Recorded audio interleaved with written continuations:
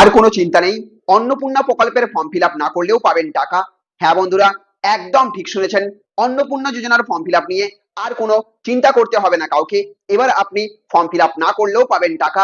যদি ফর্মে চাওয়া কোনো তথ্য আপনার কাছে না থাকে, অথবা আপনি তথ্য দিতে ইচ্ছুক না থাকেন, অথবা কোনো তথ্য সম্পর্কে আপনি যদি না জানেন, তাহলেও আপনার আবেদন বাতিল হবে না। আর ফলে 12 পাতার ফর্ম দেখে যেসব মা বোনেরা আতঙ্কিত হয়ে পড়েছিলেন, তাদের জন্য এটা বড় স্বস্তির খবর। আজকের ভিডিওতে জানাবো অন্নপূর্ণা যোজনার ফর্ম নিয়ে নতুন আপডেট কে। কোনো তথ্য না থাকলে কি করবেন, বা ফর্ম ফিল আপ না করলে টাকা কিভাবে পাবেন, সরকার কি বলছে, এবং 12 পাতা ফর্মের মধ্যে কোন কোন তথ্য না দিলেও চলবে, এবং তার বদলে আপনার জন্য করণীয় কি, সমস্ত কিছু জানাবো আজকের এই ভিডিওতে। তাই ভিডিওটি শেষ পর্যন্ত অবশ্যই দেখবেন। আর ভিডিওটি শুরু করার আগে আপনাদের কাছে একটা অনুরোধ, ভিডিওটিতে এক্ষুনি একটা লাইক করে দেবেন এবং বেশি বেশি করে শেয়ার করবেন। চ্যানেলে আপনি নতুন হয়ে থাকলে অবশ্যই আমাদের চ্যানেলটিকে সাবস্ক্রাইব করে রাখবেন। তো বন্ধুরা, অন্নপূর্ণা যোজনার অনলাইন এবং অফলাইন আবেদন প্রক্রিয়া শুরু হবার পর থেকেই বহু মানুষের মনে একাধিক প্রশ্ন তৈরি হয়েছে।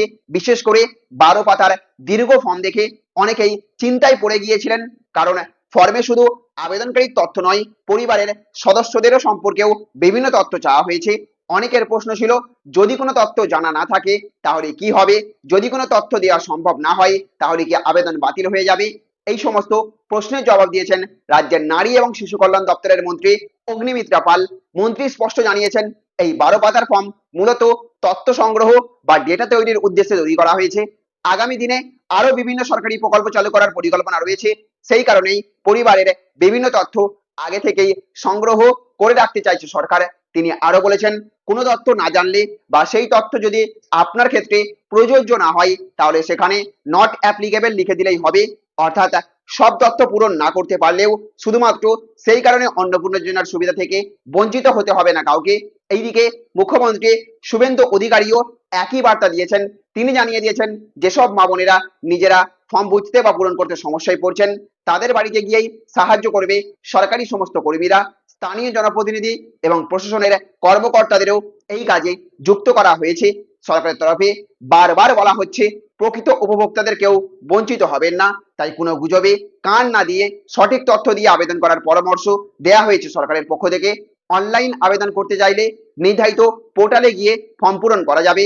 আর অফলাইনে আবেদন করতে চাইলে বিডিও অফিস, সরকারি ক্যাম্প বা নির্ধারিত সহায়তা কেন্দ্র থেকে সাহায্য নেওয়া যাবে বলে জানানো হয়েছে মুখ্যমন্ত্রী শুভেন্দু অধিকারীর তরফ থেকে।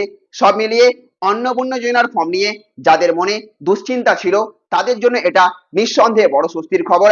কোনো তথ্য না থাকলেই আবেদন বাতিল হয়ে যাবে এমনটা কিন্তু নয়। যতটা সম্ভব তথ্য দেবেন, বাকিটা প্রশাসন যাচাই করবে বলেই জানানো হয়েছে। তো বন্ধুরা, এই গুরুত্বপূর্ণ তথ্যটি যদি আপনাদের কাজে লেগে থাকে, তাহলে ভিডিওটিতে অবশ্যই একটা লাইক করবেন, বেশি বেশি করে শেয়ার করবেন। আর চ্যানেলে আপনি নতুন হয়ে থাকলে চ্যানেলটিকে সাবস্ক্রাইব করে রাখবেন, যাতে রাজ্যের আরো বেশি সংখ্যক মা বোন এই খবরটি জানতে পারেন। তাই ভিডিওটিকে শেয়ার করবেন। ভালো থাকবেন, সুস্থ থাকবেন। Thank you friends, thank you for watching.